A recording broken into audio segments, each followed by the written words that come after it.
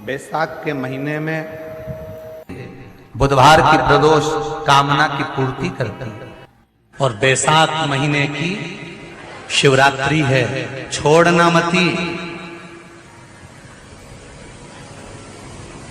ये कोरोना का वैक्सीन है, छूट नहीं जा। लाइन लगाना पड़े मंदिरों में, लगाओ। और प्रत्येक मंदिर का फोटो खींचकर अपने अपने फेसबुक, व्हाट्सएप, इंस्टाग्राम पे भी चढ़ाओ। क्यों? ये हमारा सनातन धर्म का भाई आज भगवान शिव के मंदिर में खड़ा है, शंकर की आराधना कर रहा है, शिव तत्व को जाना है। अभी तक शंकर तत्व को, शिव तत्व को, ये शिव जी को तो लोगों ने छुपा दिया था। क्यों? क्योंकि अगर शंकर जी का भजन करेंगे, पानी चढ़ाएंगे, बेलपत्र चढ़ाएंगे, बेलपत्र का महत्व कौन जानता है? बैसाख के महीने की शिवरात्रि है कल। एक लोटा जल। बैसाख महीने में जो प्रदोष आती है, बैसाख के महीने में बहुत ध्यान से सुनना भाई, जो अपनी जिंदगी से बहुत तंग आ गए हो, परेशान हो गए हो, कष्टमय जीवन जी रहे हो, बहुत दुखी हो गए हो, उनके लिए ये स्कंद पुराण का चरित्र फिर मिले ना मिले, आप प्रेम से सुन लो भाव से। पहला, बैसाख महीने की प्रदोष, चाहे वो शनिचरी प्रदोष हो, चाहे रविवार की हो, सोमवार की हो, मंगल की हो, बुधवार की हो, गुरुवार की हो, शुक्रवार की हो, शनिवार की हो, कोई भी वार की हो, पर बैसाख महीने की प्रदोष, प्रदोष काल में शाम का समय सूर्य डूब रहा हो, बस डूबा ही हो, और उस समय पर सूर्य के डूबन के तुरंत बाद बाबा को धतूरे के साथ में बेलपत्री ना चढ़ाते हुए बेलपत्री के वृक्ष के 7 कांटे बाबा के शिवलिंग पर समर्पित करे जाते हैं। महाराज, अपनी जिंदगी में अड़चनों को हटाने के लिए फिर आप जिस व्यापार में उतरे, जिस व्यवसाय में उतरे, जिस नौकरी में उतरे, आप दिल से करें, आपको तरक्की मिलेगी। आप हार नहीं सकते, नीचे नहीं आ सकते, उन्नति पर ही चढ़ेंगे। एक बैसाख मास की, जैसे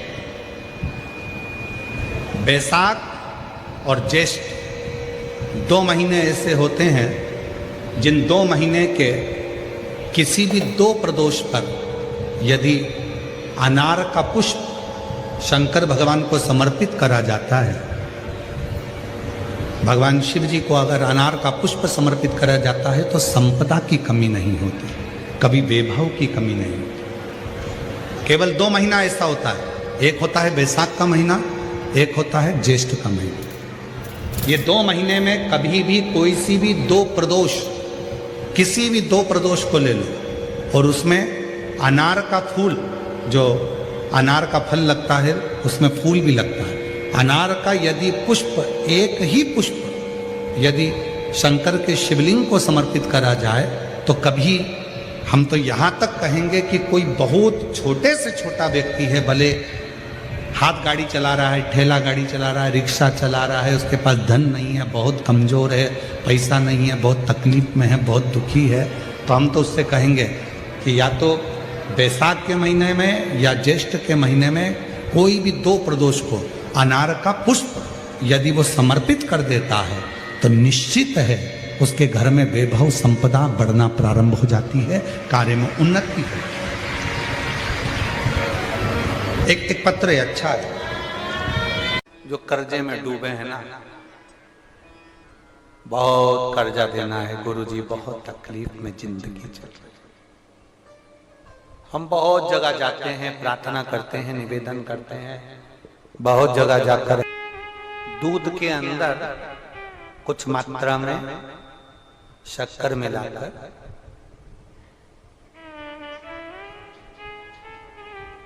कुछ मात्रा में शक्कर मिलाकर दूध के अंदर एक बेलपत्र बाबा देवादिदेव महादेव को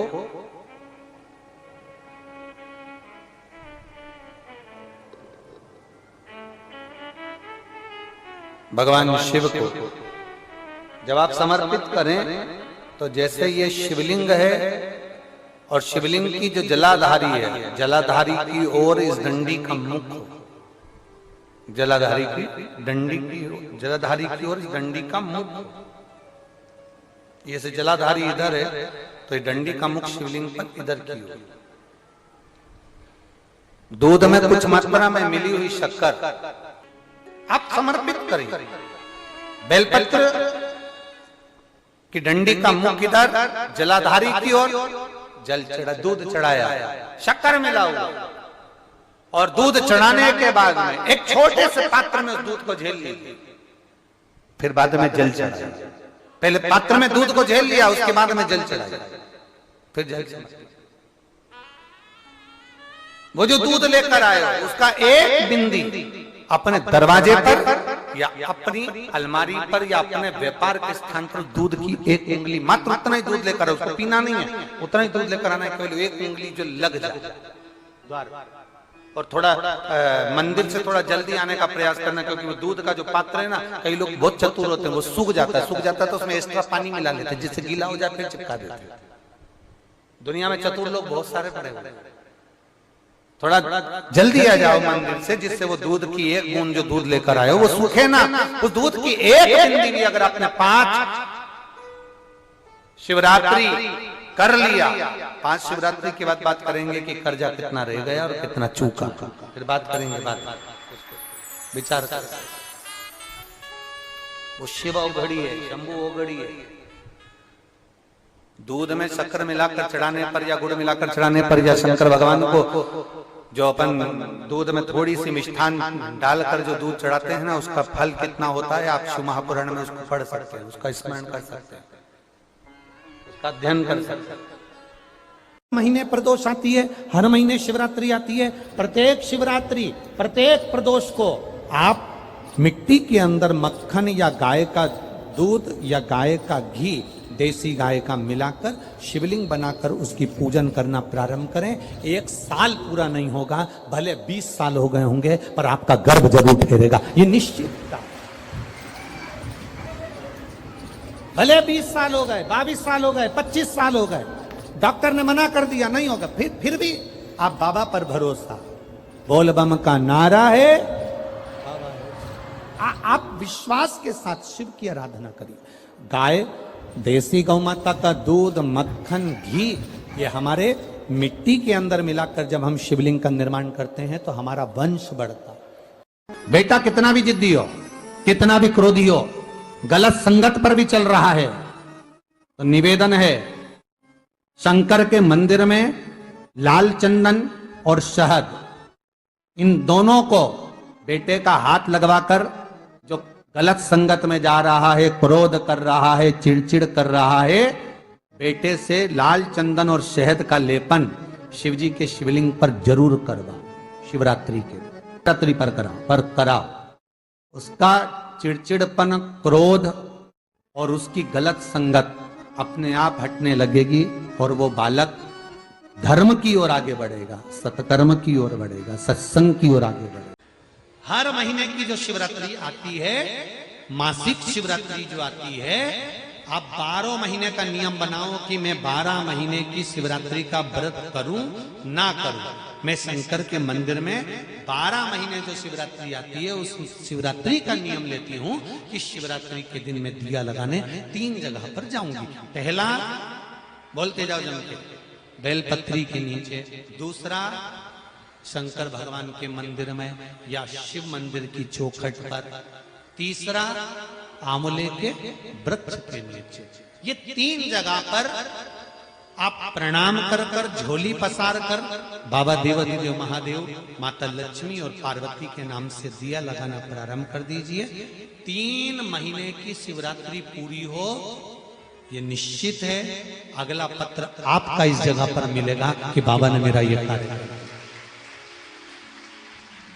प्रदोष काल का दीप, प्रदोष काल की आराधना, प्रदोष काल की साधना और प्रदोष काल में परमात्मा का लिया गया नाम हमारे करोड़ों करोड़ों करोड़ों करोड़ों पुण्य को प्रबल कर देता है और हमारे पाप को छिन्न कर देता है। हमारे पाप, किसी व्यक्ति ने अपनी जिंदगी में एक नियम बना लिया कि मुझे प्रदोष के दिन बाबा देव अधिदेव महादेव को एक कमल का पुष्प चढ़ाना। और कई मौसम ऐसा होता है कि उसमें कमल का पुष्प नहीं मिलता, तो कमल गट्टा बाजार में मिलता है, देखा है आप लोगों ने, काला कलर का होता है कमल गट्टा। एक कमल का गट्टा भी यदि देव अधिदेव महादेव को यदि कोई कितना भी दरिद्र है, कितना भी गरीब है, उसका कोई व्यापार नहीं, कोई व्यवसाय नहीं, कोई नौकरी नहीं, कोई चाकरी नहीं, कितना भी परिस्थिति से मारा हुआ व्यक्ति है, अगर उसने प्रदोष की प्रदोष नियम बना लिया, प्रत्येक 12 महीने का मैं नियम लेता हूं और पूरे 24 प्रदोष मैं बाबा को कमल का, जिस समय पर कमल का पुष्प मिल जाए उस समय पर कमल का पुष्प चढ़ाओ, ना मिले तो कमल गट्टा चढ़ाओ। पर जिसने प्रदोष का नियम बना लिया, 1 साल पूरा नहीं होगा और मेरा बाबा उसका हाथ पकड़कर उसको मंजिल तक पहुंचाना पड़ा। कितना भी दरिद्र, कितना भी दरिद्र। ये लोमश ऋषि की कथा कहती है, ये लोमश बाबा का चरित्र कथा, कितनी भी गरीब परिस्थिति क्यों ना हो, कितना भी दरिद्रपन क्यों ना हो, कुछ नहीं घर में, पर बाबा पर आशा। एक चंद्रमौलेश्वर महादेव का नाम लेकर एक चावल का दाना भी सुख देता। और मेरी जीजियां याद रखें, मेरी जीजियों से निवेदन है, कभी कभी ऐसा लगता है शरीर में अगर कोई गांठ पड़ जाती है, बच्चादानी में गांठ आ गई, चेस्ट में गांठ आ गई, शरीर के कोई अंग में गांठ आ गई, घबराना नहीं है, डॉक्टर का इलाज करवाओ, दवाइयां लो, साथ में एक नियम बनाओ, प्रदोष काल में 2 दीपक शिव जी के मंदिर में लगाओ और 1 चावल का दाना शंकर भगवान पे चढ़ाना प्रारंभ करो। वही चावल के दाने को वापिस उठाओ। अगर प्रदोष का व्रत नहीं है तो उसी दिन खाओ, और अगर व्रत है तो दूसरे दिन उस चावल के दाने को जरूर खाओ। धीरे धीरे वो गठान जो शरीर के अंदर है वो गलना प्रारंभ हो जाती है। थोड़ा दिन करोगे आपको उसका फल प्राप्त होना प्रारंभ हो जाएगा। एक चावल का दाना भी चंद्र का प्रतीक है, चंद्र का। सभी लोग साथ में बोलेंगे, बोल चंद्रशेखर महादेव की। एक चावल का दाना चंद्र का प्रतीक। जिभ्या, शंकर भगवान को प्रसन्न करना है तो 1 धतूरा, 1 चावल का दाना, धतूरा चढ़ाओ शिवलिंग पे, चावल का दाना सुंदरी की, हाथ रखो चावल के दाने पर और शिव जी से अपने मन की बात प्रदोष के दिन, प्रदोष काल में शाम के समय चंद्रमौलेश्वर महादेव का नाम लेकर कह दो। 3 महीना तो जाने दो, 3 दिन में वो बाबा मुराद पूर्ण करना प्रारंभ कर देगा।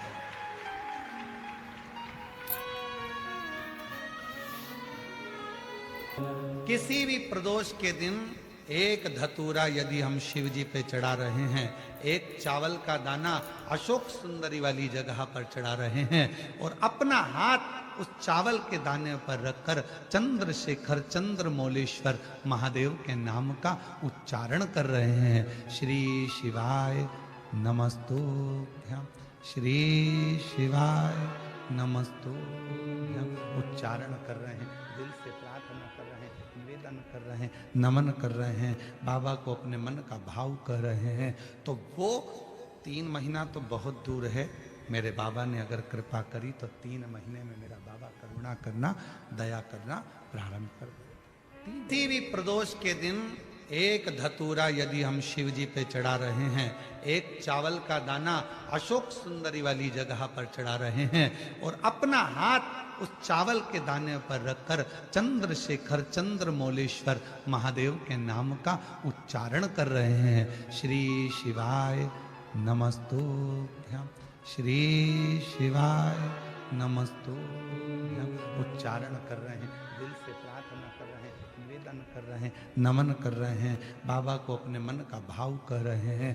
तो वो 3 महीना तो बहुत दूर है, मेरे बाबा ने अगर कृपा करी तो 3 महीने में मेरा बाबा करुणा करना, दया करना प्रारंभ कर दे।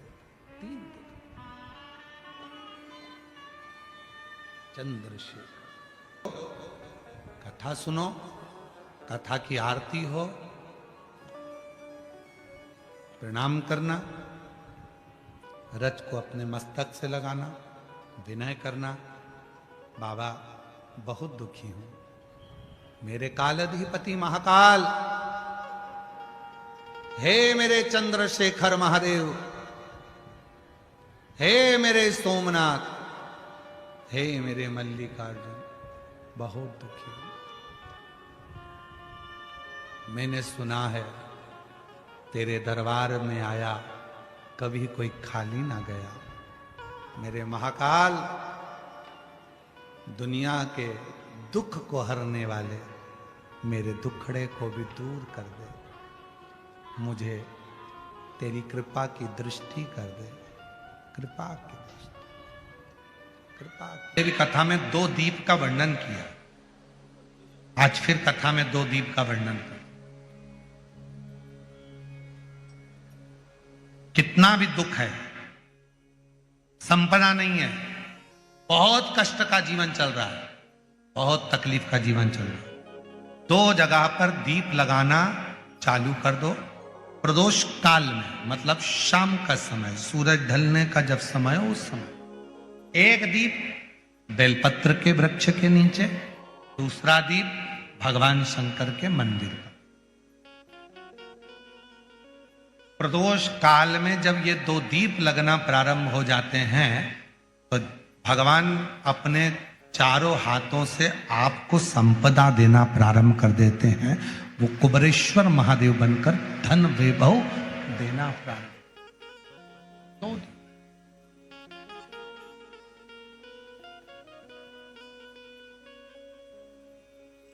और दोनों दीप फूल बत्ती के होना चाहिए, लंबी बत्ती के नहीं। एक लंबी बत्ती होती है, एक गोल बत्ती होती है, फूल बत्ती, दोनों दीप फूल बत्ती। मां सती ने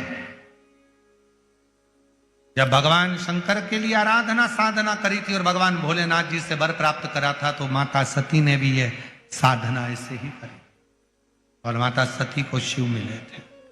परमात्मा पर भरोसा करने वाला और प्रदोष का व्रत करने वाला कभी खाली झोली लेकर नहीं जाता, याद रखना। जिसने परमात्मा पर भरोसा करा है और जिसने प्रदोष का व्रत करा है, उसको शिवजी ने आज नहीं तो कल, कल नहीं तो परसों दिया है। जिसने बाबा पर भरोसा करा, जिसने सोमवार पशुपतिनाथ ऐसे व्रतों को जो धारण करता है, कोई 16 सोमवार करता है, कोई पशुपति व्रत धारण करता है, कोई प्रदोष व्रत करता है, कोई सोमवार की अष्टमी का व्रत करता है, जो मांगे देगा।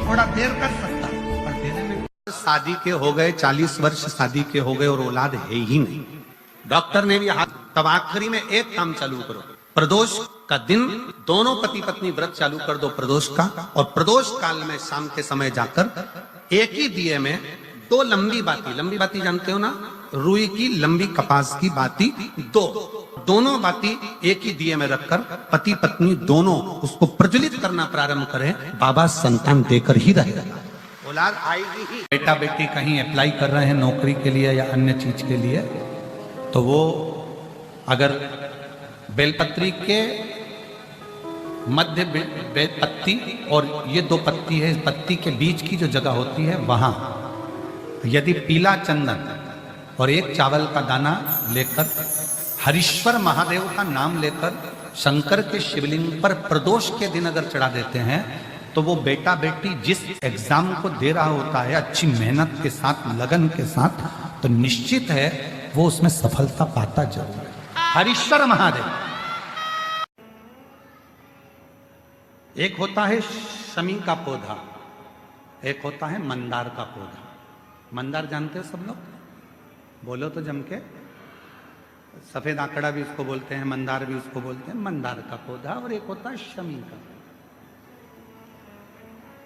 कहते हैं जिस व्यक्ति की जिंदगी में केवल घाटा ही घाटा लिखा हो, दुख ही दुख लिखा हो, और कई साल हो गए हों किराए के मकान में रहते हुए या तकलीफ को भोगते भोगते, परिवार में कहीं सुख है ही नहीं, 2 पौधे को याद रखना। और दोनों पौधे की कथा हमने पूर्व में सुना चुके, मंदार और शमी। दोनों की कथा सुनाइए कि ये कौन से मुनि थे, कौन से ऋषि के बेटे थे, ये मंदार और शमी किसके पुत्र थे, सब कथा सुने। आप YouTube पर सर्च करिएगा तो आपको कथा पूरी मिल जाएगी, आप उसको सुनो। जिसकी जिंदगी में दुख ही दुख लिखा, कष्ट ही कष्ट लिखा, परेशानी ही परेशानी लिखी, तो मंदार और शमी ये दो पौधे ऐसे हैं जो जीवन में सुख प्रदान करते हैं। आप YouTube पर सर्च करिएगा तो आपको कथा पूरी मिल जाएगी, आप उसको सुनो। जिसकी जिंदगी में दुख ही दुख लिखा, कष्ट ही कष्ट लिखा, परेशानी ही परेशानी लिखी, तो मंदार और शमी ये दो पौधे ऐसे हैं जो जीवन में सुख प्रदान करते हैं। एक नियम बना लो, 12 महीने शिवरात्रि आती है, हर महीने शिवरात्रि पड़ती है, महीने में 2 बार प्रदोष पड़ती है।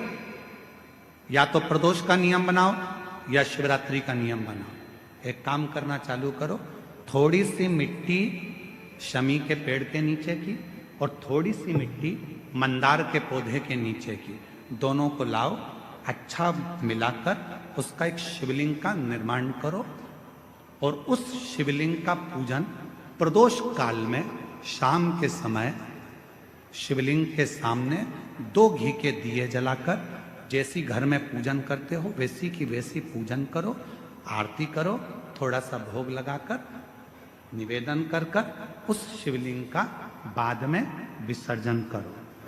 5 या 7 प्रदोष कर लो या 5 या 7 शिवरात्रि कर लो, आपको किसी के आगे हाथ नहीं फैलाना पड़ेगा। मेरा देव अधिदेव महादेव स्वयं भंडार भरना प्रारंभ कर देगा, स्वयं शिव भंडार भरेगा। मंदार और शमी के वृक्ष के नीचे का वो फल होता है जो सुख देता है। जो बेटा बेटी चाहते हैं कि हम अच्छा पढ़कर एक नौकरी सरकारी प्राप्त कर लें, कोई ऐसा अच्छा जॉब हमारी किस्मत में मिल जाए, उन बेटा बेटियों से निवेदन करूंगा, यदि आप चाहते हो तो एक प्रयास जरूर करना, एक प्रयास अपनी जिंदगी में जरूर करना।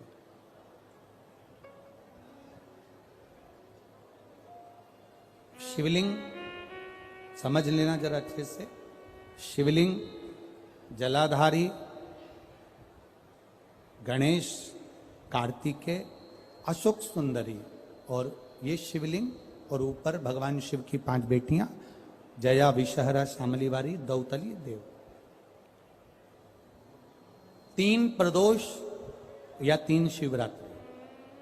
कितनी प्रदोष? 3 या 3 शिवरात्रि।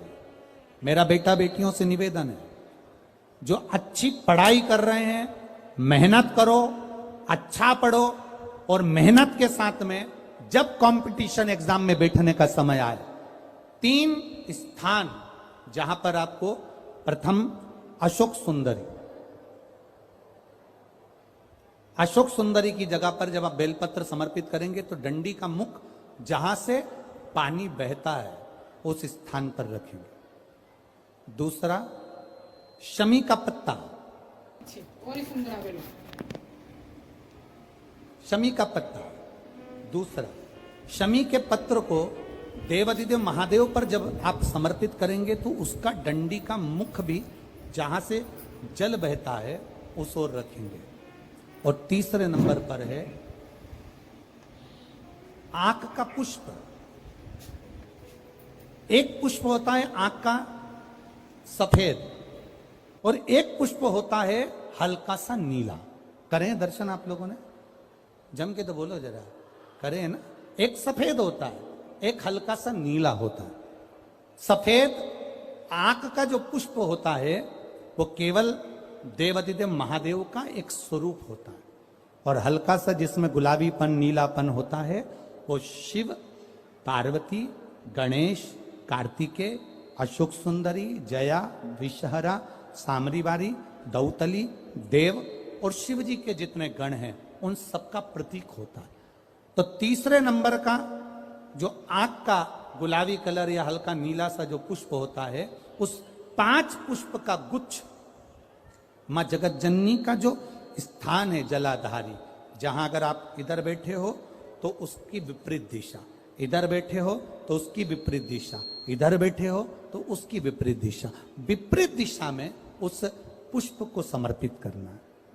अच्छी पढ़ाई करो, अच्छी मेहनत करो, और मेहनत के साथ में जब कंपटीशन एग्जाम के लिए जा रहे हो, उस जगह पर सीए की पढ़ाई भी कर रहे हो, चाहे किसी भी पढ़ाई में लगे हो, मेहनत के साथ में बाबा देवादिदेव महादेव को 3 प्रदोष या 3 शिवरात्रि आप दिल से बाबा को समर्पित कर कर, बाबा से प्रार्थना कर कर अशोक सुंदरी पर चढ़ाई हुई बेलपत्र को वापिस लेकर आइए। जिस विद्या स्थल पर आप पढ़ाई करते हो, जिस कमरे में आप रहते हो, वहां उस बेलपत्र को 3 प्रदोष की या 3 शिवरात्रि की बेलपत्र रखिए। जिस समय बाबा आपकी नौकरी लगा दे, ये 3 बेलपत्र एक साथ किसी भी प्रदोष पर शिव जी को समर्पित करिए। ये शिव तत्व है। आप मेहनत करें, खूब मेहनत करें, कंपटीशन एग्जाम के लिए जितनी कोचिंग कर सकते करो, मेहनत करना